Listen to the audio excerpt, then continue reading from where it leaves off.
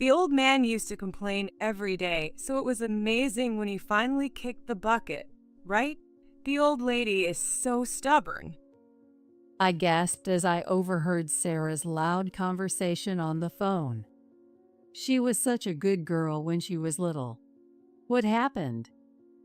Oh, old man, I was just saying stuff like hurry up and disappear or you're still alive.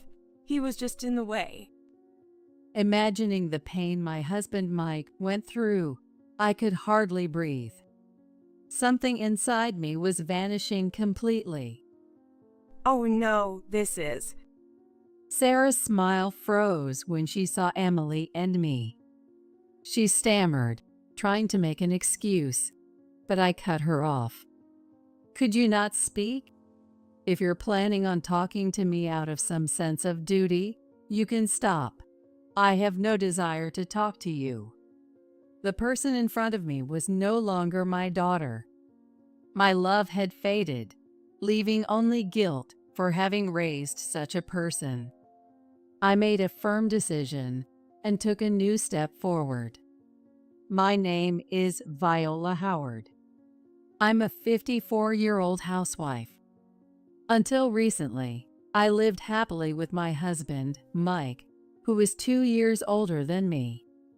Mike, honey, rest in peace. You're not in pain anymore. It's sad, but goodbye. On the day my beloved Mike passed away, I was too stunned to cry. Instead, I cried my heart out until no tears were left during the funeral. Relatives, friends, and various people took turns comforting me. Of course, my family quietly supported me. The family I had left consisted of my only daughter, Sarah, and her husband, Tyler. Sarah is now 29. Though there were many challenges during her teenage years, I believe she has completely settled down now.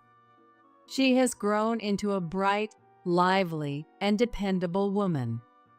She no longer lives with us. Instead, she married a man named Tyler and lives in a suburban apartment. This Tyler, though younger than Sarah, is a responsible and very kind person. He helped with the funeral arrangements, which was a great relief. A kind husband, a cheerful daughter, and a helpful son-in-law. I never imagined my family would fall apart like this. Or maybe I just hadn't noticed that it had already been broken for a long time. As I recall the first signs, it feels like they date back 15 years. At the time, Sarah was in middle school. She was right in the throes of adolescence. She's been going out a lot lately. Mike remarked, leaning forward. I felt the same, so I saw it as a perfect chance to discuss it with him. Sarah was late again today. It had become a routine for her to come home late, well past dark. Yes, she seems influenced by an upperclassman from her club. She even dyed her hair without permission. I don't know what to do anymore. Sarah was such a good, bright, and cute girl when she was little. She had a bit of a cheeky side, but I raised her with love. Up until elementary school, she was really just an ordinary child. However, things changed when she entered middle school. Then things changed. Her friends became those who wore their uniforms sloppily, and she started to behave badly. Just the other day, I noticed she had a lot of piercings. You're not hanging out with strange people, are you? It's dangerous, you know, if something happens. Shut up, old lady. Such conversations became frequent. Mike was also very worried when he heard me. As more time passed, Sarah started staying out overnight without permission when she was in high school.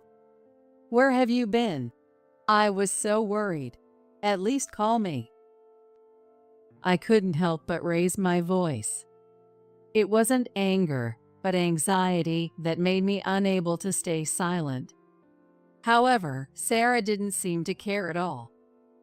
Huh? You're so annoying. With that, she disappeared into her room. I gradually began to wear out from the stress. Mike also tried to talk to Sarah, but she just wouldn't listen. Instead, she stayed out even more to spite us for being persistent. My best friend of 20 years, Emily, invited me for tea, sensing my distress. Spending time with her was a huge relief. Maybe it's my fault for how I raised her, I muttered. Emily sighed softly. She has 2 sons, so she couldn't fully grasp the challenges of raising a daughter. But as someone who had children earlier than I did, she listened to me with understanding. Sarah isn't a little girl anymore. It's not just about how you and Mike raised her. Remember how we were in high school? Our friends and TV had a bigger influence on us than our parents did. Her words lightened my heart a bit. Emily was right. I never became a delinquent, but during my high school years, conversations with friends were more important than listening to my parents. Thinking about it that way, I could understand why Sarah found our worries annoying. When I got home, Mike encouraged me too. Let's keep loving her, together. She'll understand when she grows up. Buoyed by Emily and Mike's words, I resolved to keep believing in Sarah and continue our daily life. Sarah still remained distant and stayed out overnight.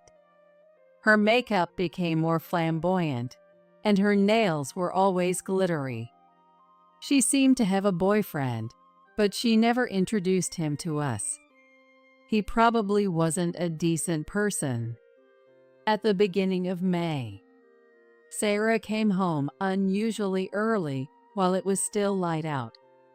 By then, I had gotten used to her late returns, so her early arrival was a surprise. "Oh, you're home early. Are you having dinner here tonight?" I asked. Sarah didn't retreat to her room as usual, but seemed a bit fidgety. I wondered what was going on when she handed me something she had been hiding behind her back. Here for Mother's Day. I couldn't believe my eyes. She handed me a single red carnation. I never expected to get a Mother's Day gift from her. I was so overjoyed that I teared up. "Oh, thank you." Sarah giggled and then disappeared into her room. I excitedly put the flower in a vase and proudly showed it to Mike when he got home. "Look, Sarah gave me this." Mike's eyes softened as he looked at the bright red flower. I couldn't help but hope that our relationship with her would gradually improve. But that night, when I woke up in the middle of the night to use the bathroom, I noticed the light was on in Sarah's room. It was already 2 a.m. Wishing she would go to bed soon, I listened to the sounds around me and heard cheerful conversations. She seemed to be on the phone with a friend. I couldn't help but eavesdrop. You should just work your parents to the bone until they drop. Yeah, just talking to them is a volunteer job. I was shocked by the outrageous things I heard. Unaware that I was eavesdropping, Sarah continued boastfully. Just a little sweet talk and you can fool them easily. I gave my mom an 88-cent flower for Mother's Day and she cried. That was funny. The red carnation I received earlier flashed in my mind. I bit my lip and quietly walked away. The next morning, I woke up slightly earlier than usual and immediately woke up Mike. I needed to talk about Sarah's phone call from the previous night. Mike was stunned by what I told him, scratching his head and frowning. Is she serious, or is she just trying to act tough for her friends?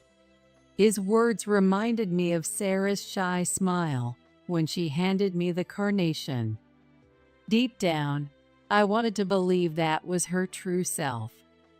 Soon, Sarah came down, looking sleepy. Seeing both Mike and me staring at her, she tilted her head in confusion. What's up?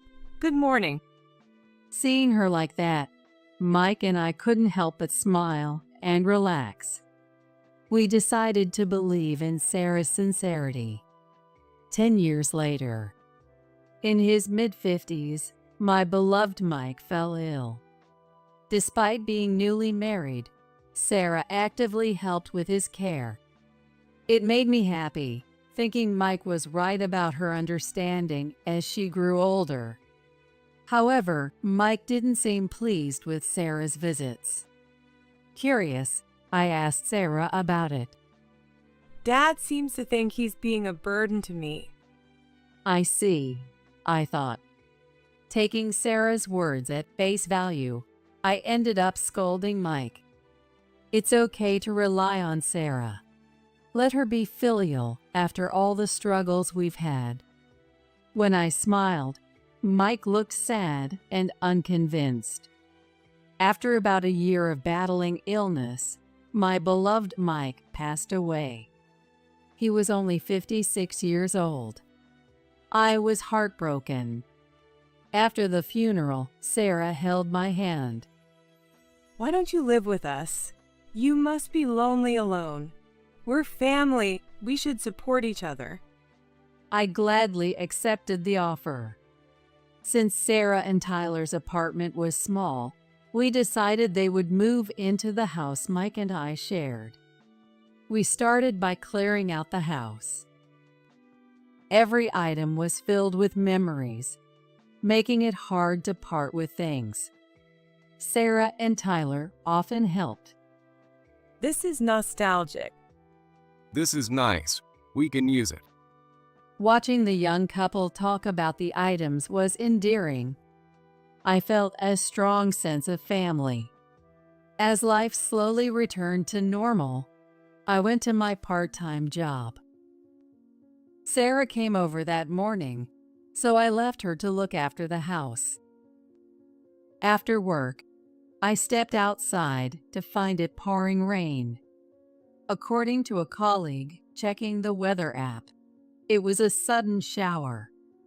Without an umbrella and having to walk to the station, I decided to wait out the rain. Sorry, I'll be late because I'm waiting for the rain to stop. I called Sarah, who should have been waiting at home. Then Sarah replied cheerfully, Sure, I'll cook dinner while I wait.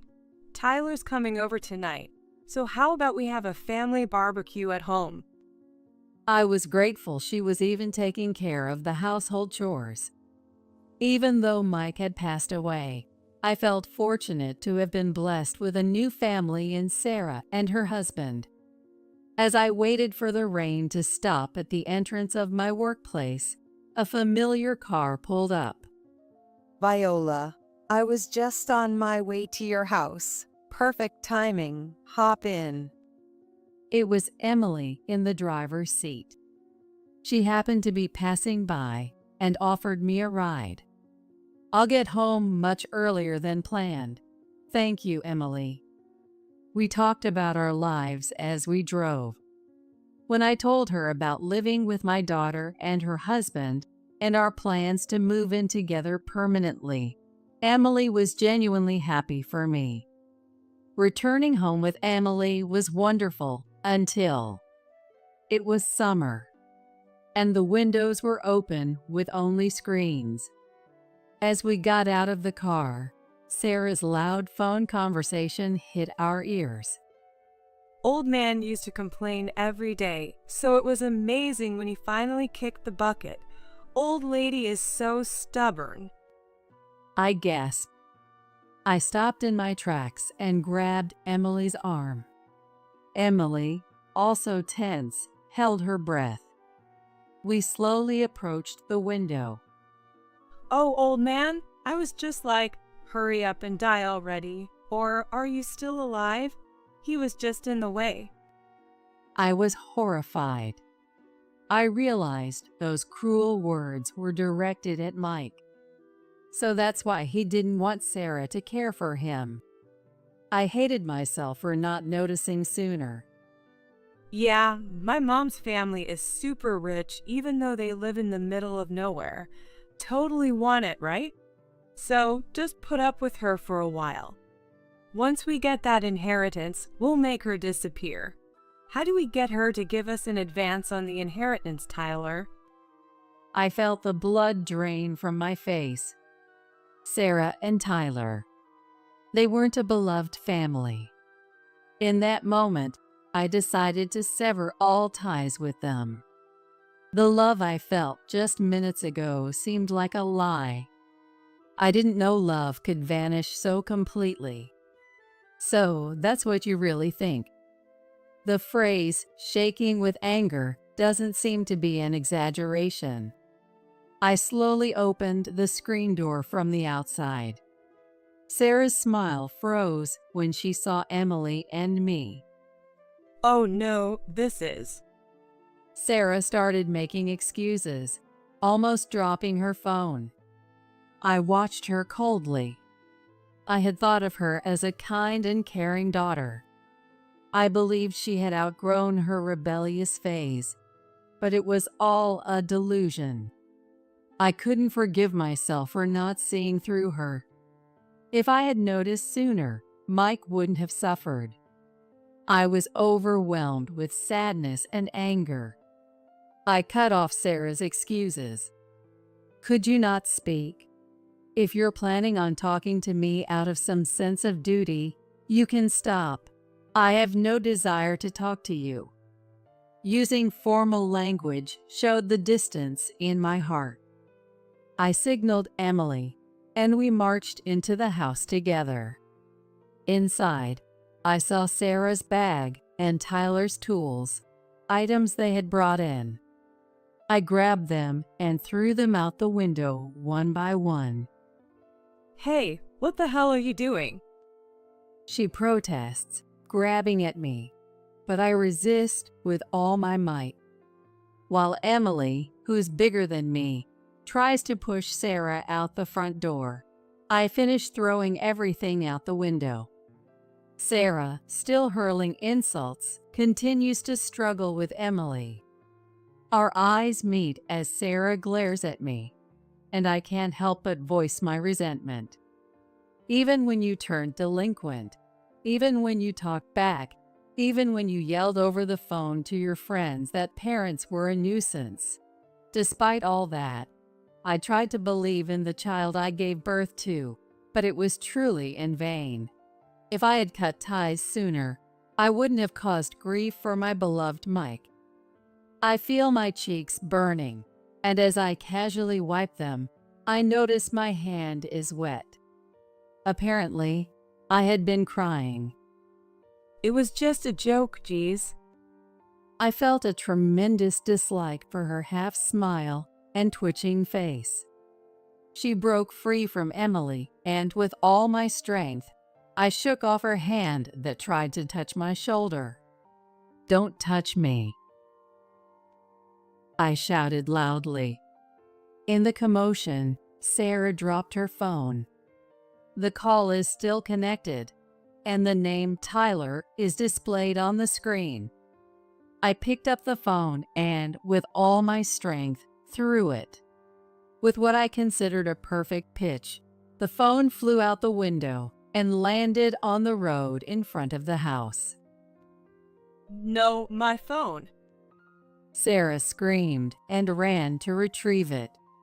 In the meantime, I closed all the windows, locked them, and secured the front door with the chain. Hey, doesn't Sarah have a spare key? Won't she bring that rough-looking husband of hers? Emily's words made me freeze. Tyler is obviously a former delinquent, and the two of us, women in our 50s, wouldn't stand a chance against him physically. Following Emily's suggestion, I sought help from those around us. Neighbors and Emily's sons came rushing over, and we decided to stay together. Naturally, I also decided to stop living with Sarah and her husband. But that's not all. I've resolved to leave this house and move far away. I want to go somewhere they can't reach. I never want to see them again. I want to move to a place where we won't run into each other by chance. So, I first call a buying service, not a moving company, with the help of my friends. The buyers couldn't come immediately, so I first asked my nearby friends and relatives for help. As a parting gift, please take anything you like, whether it's dishes, appliances, anything but my husband's ashes and memorial tablet.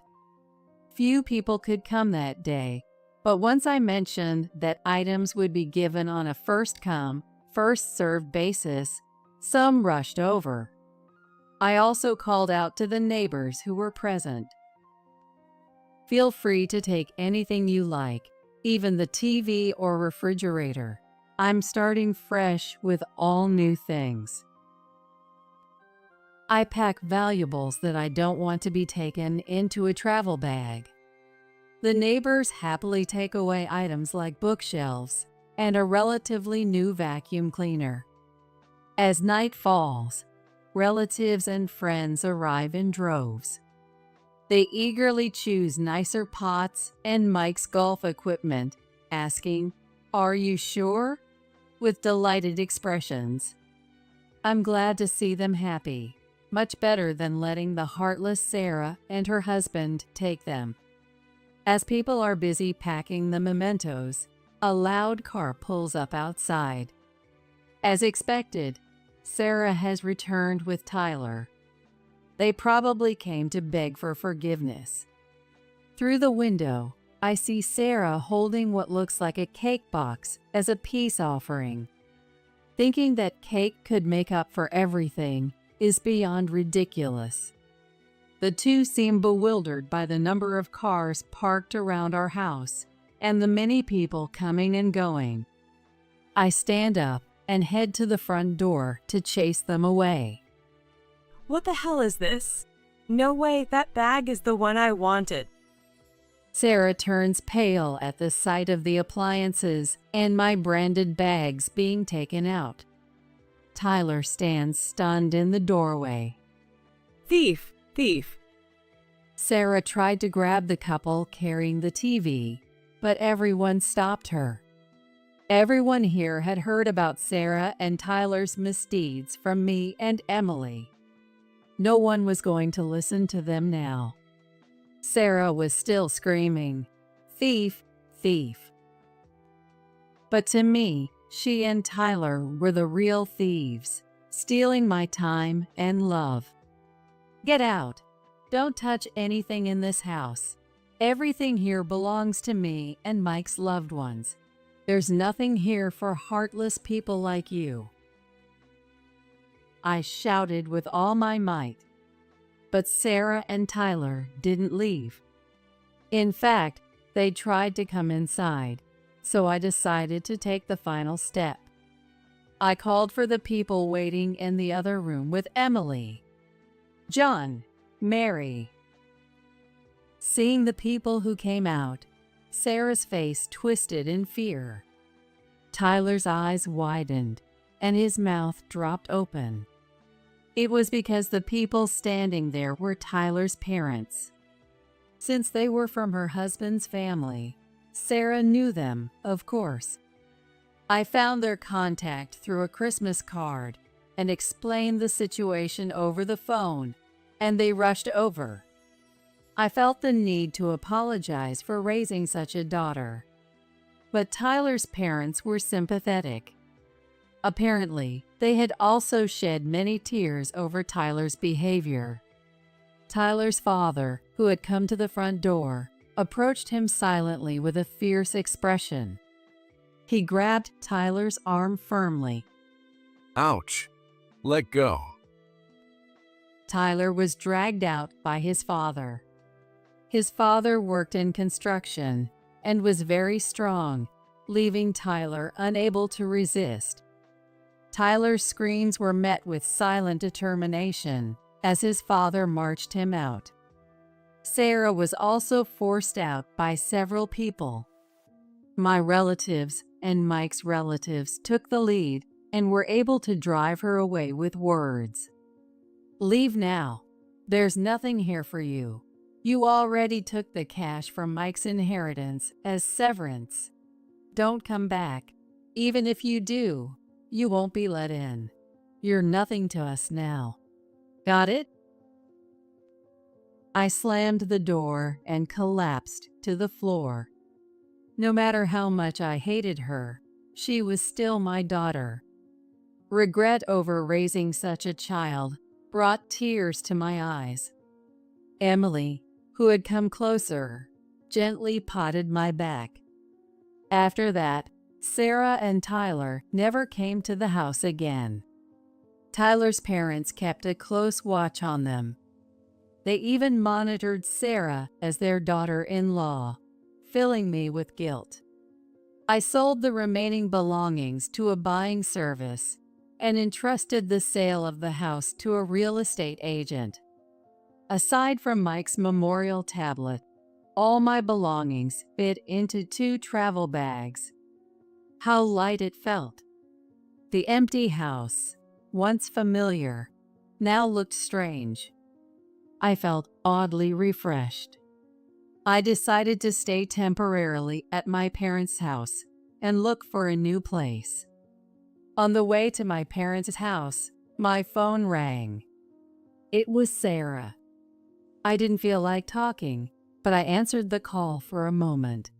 Instead of words, I heard sobbing. No more guilt trips. I ended the call with just that. Instead of feeling pain at my child's crying, I felt only disgust. I never imagined that the day would come when I'd feel this way about the child I gave birth to. When I arrived at my parents' house, they greeted me with somber expressions. I would now live in the room where I had spent my childhood. I cried alone, quietly. I cried all night and watched the sunrise without having slept at all. The brightening sky outside the window was so beautiful, reminding me of the sunrise I saw on the mountaintop the day Mike proposed to me. Mike and I used to love hiking when we were young. The sunrise that day felt like Mike was pushing me forward. I decided to move far away, without telling Sarah my new address so that she can't visit me. My parents are now my only family. Sarah, Tyler, and any future grandchildren are strangers to me. Although I had made up my mind, Sarah wasn't solely dependent on me. She still had both sets of grandparents, my parents and Mike's parents.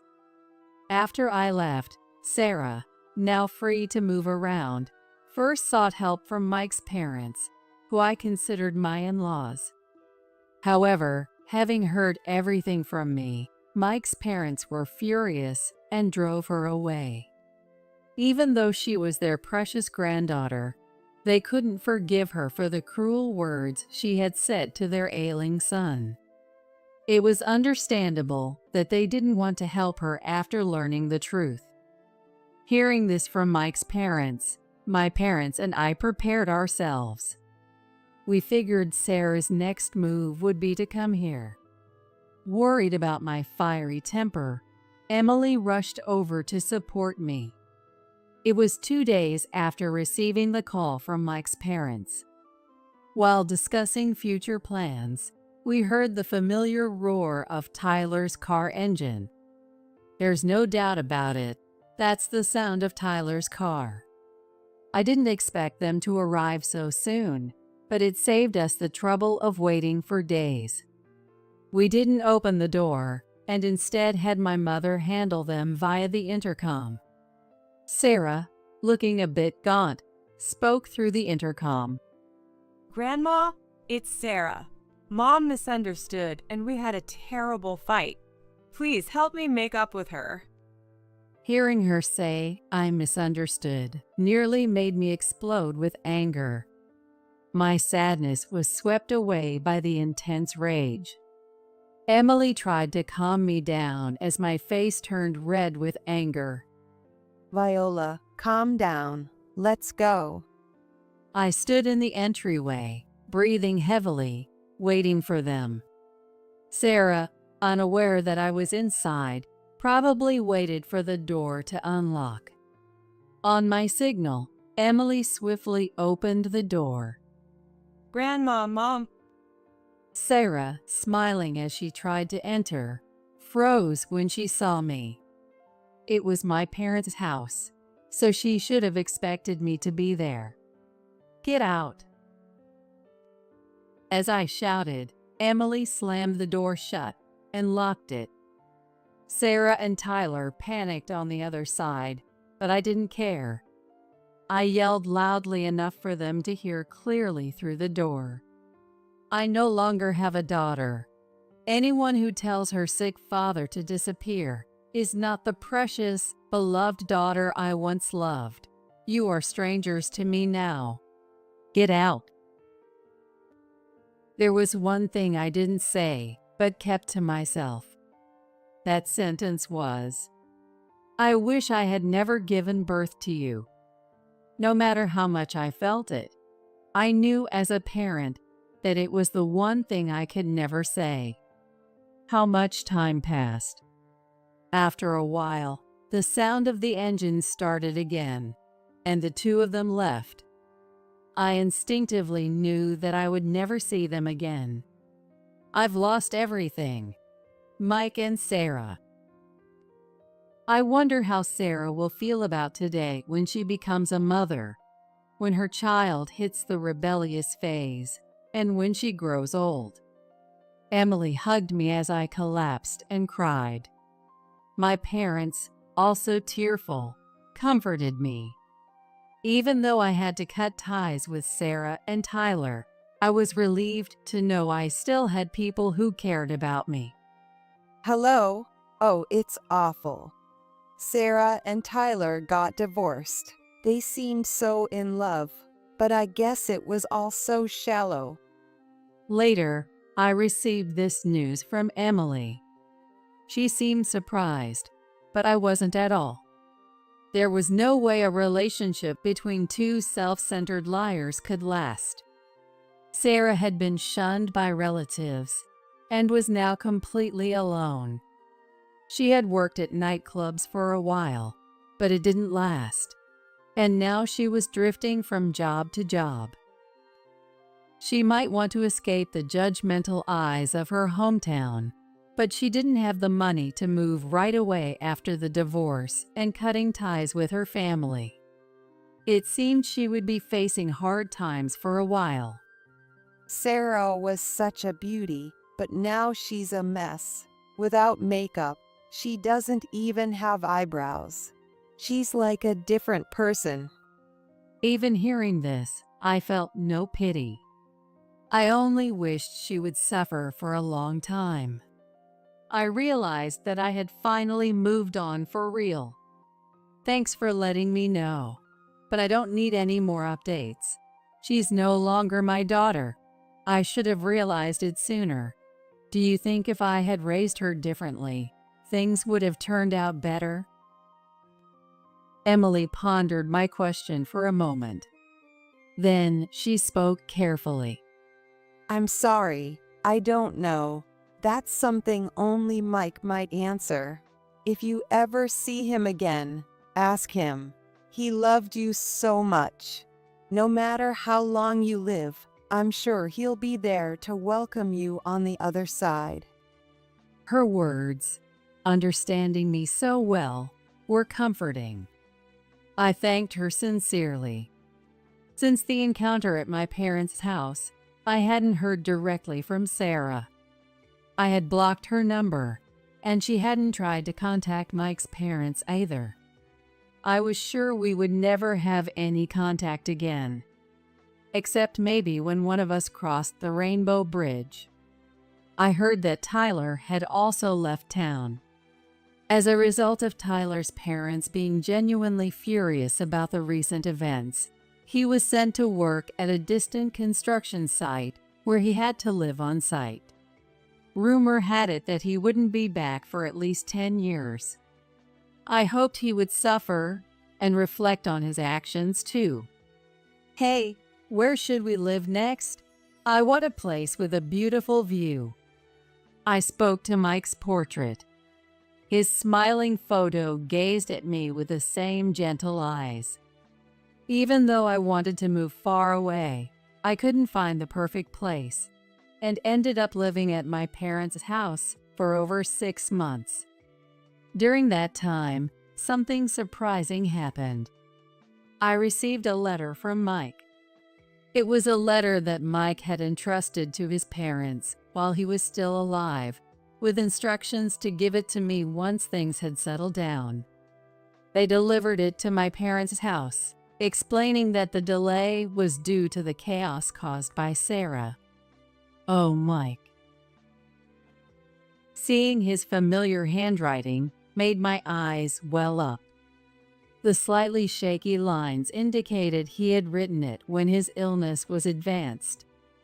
The letter was filled with Mike's love. Viola, thank you for walking with me until the end. I wasn't a perfect husband or father, but I was always happy because you were there. I want you to enjoy the rest of your life for yourself. Don't let anyone hold you back. Leave behind what you need to. I wish you happiness and bright days. I love you. I read and reread the letter, tracing the words with my fingers. As I did, memories of my time with Mike came flooding back. Despite his illness, Mike had left me many fond memories, even though there wasn't much of an inheritance. I know. I want to climb the mountain we climbed together when we were newlyweds. Suddenly inspired, I started preparing for the trip. I quit my part-time job to move, so I have plenty of time now. Luckily, my parents are quite well off, so I don't have to worry about living expenses for now. Currently, I'm on an overseas trip with Emily, reminiscing about the trip to Switzerland I took with Mike in our younger days. We arrived in Switzerland and took the mountain train to the summit station. In the unchanged scenery, I feel a sense of renewal as the wind blows. I've been thinking about relocating somewhere with my parents. How about Vermont? There are a lot of people who have moved to places like Burlington, and it seems like a fun place to live. I share my dreams while enjoying the cool Swiss breeze. Maybe it's because I'm far from the US, but the air seems different here. Emily chuckles and responds, Where I live is pretty nice too, and it's cool there. There are quite a few older folks, so your parents might find it comfortable. She lives in the highlands of Colorado. I can imagine it's a quiet and nice place. I'm excited about the idea of living either by myself or with my parents, and where we might settle down. I'll discuss it well with my parents and make sure they'll be happy. I want to do a lot for my parents, much more than I have until now, and I want to cherish my friends. Maybe start working part-time again. The sunrise viewed from the mountain hut is beautiful, filling me with a sense of a bright future. Following Mike's letter, I believe there will be shining days of happiness ahead as I continue to live my life.